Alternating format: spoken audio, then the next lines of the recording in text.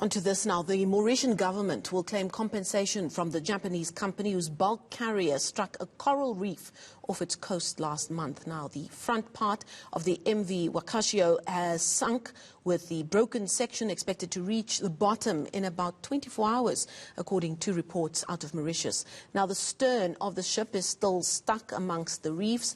The bulk carrier has spilt hundreds of tons of oil in the seas off Mauritius, one of the world's most pristine marine environments. Let's get an update now on the situation there from environmental expert Sunil Dowarkasing, who joins us via Skype from Mauritius. Sunil, thank you so much for joining us this morning. Reports coming in thick and fast from Mauritius. Like we've just said, the Mauritian government claiming apparently or reportedly going to claim compensation from the Japanese company. There's reports that the captain of the ship has been charged with endangering safe navigation. But there's still a long road ahead to even come to terms with the damage that's been caused to that very important environmental region, isn't there?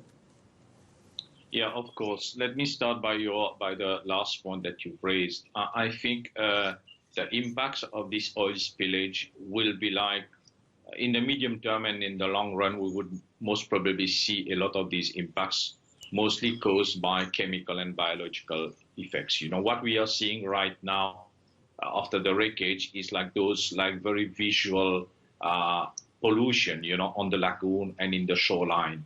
But how this hydrocarbon, which I should remind everybody, is the first of its kind that has been wrecked or that has been spilled over the lagoon. You know, it's a very new product which dates only back like 2 years ago. It's called VLSFO. It's the very low sulfur oil. So we don't have any data, we don't have any sort of experience on how this sort of hydrocarbon will react in tropical areas with tropical marine life. So all that are big challenges that we will need to face, and it's only in the medium term and in the long run that we will be able to see its impact. Now, this is an important story, not just for people in Mauritius. South Africans who are watching us right now might think, but this is a faraway island. But for the entire marine life and the marine life within the region, it includes a Reunion, which is close to Mauritius, Madagascar, Mozambique, and including a certain part of the coast of South Africa. When you're speaking to somebody, let's say, who lives off the coast of South Africa, why is this important for us all to be concerned about?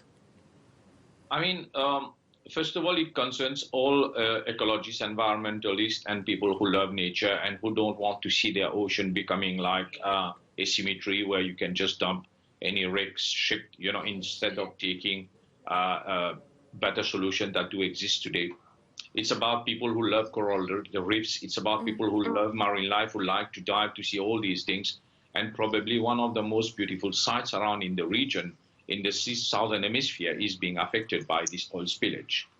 Now, the coverage of the story that really caught my eye over the last few weeks was seeing ordinary people from Mauritius, from the villages, from the areas around near the east coast where this oil spill took effect, coming together and doing the hard work themselves to try and stop the damage and to mop up the oil that was spilling out. But the Prime Minister coming in for quite a bit of criticism there, and some would say rightly so, because they say that he didn't take immediate action before the spillage even started wrecking the marine life in that area.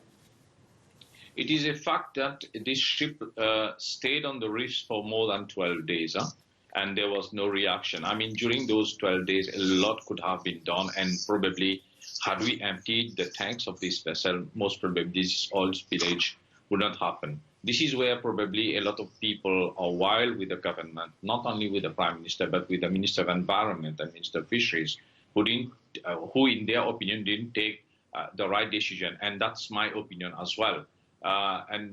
All this oil spillage could have been prevented had we taken the precautionary measures. There's a basic principle in environment protection, which is precautionary principle. And then we didn't go by that principle.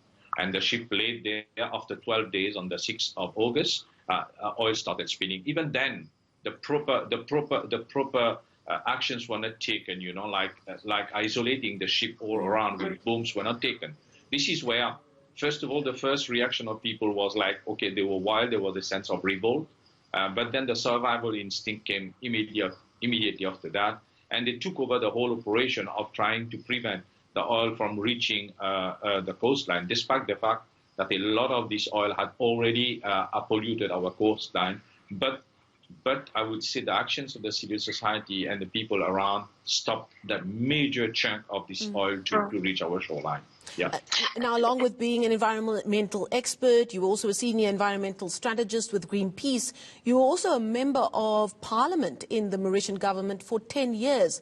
From what you know, from the inner workings of the Mauritian government, what went wrong? Where politically were the right decisions not taken, and what influenced the way they handled this crisis?